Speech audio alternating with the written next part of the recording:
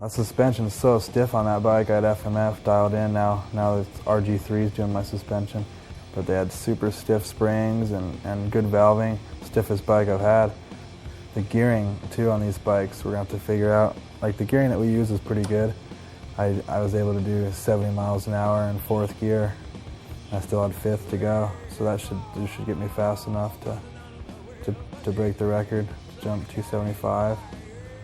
I should probably, 85, 90 should be the fastest I need to go, but there's no stock bike that can jump that far with the stock gearing. You always gotta mess with the sprocket sizes and make it a little taller. Airtime had this huge fender mounted thing that weighed like 5 pounds. It looked ridiculous that he used, but I was over that, so I made my own. Probably use the same one or something similar next time.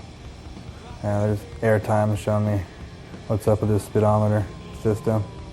That's the first time I've ever used a speedometer, but that's the first time I've ever hit that ramp and used that 500 too, so I wasn't really sure how fast 4th gear was on that 500. A lot different than 4th gear on my 250. So threw the speedometer on there to help us figure it out. Johnny put a little piece of tape right there by 60 miles an hour.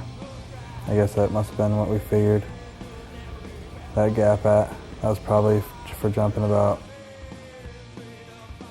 175, 180 feet, maybe, something like that.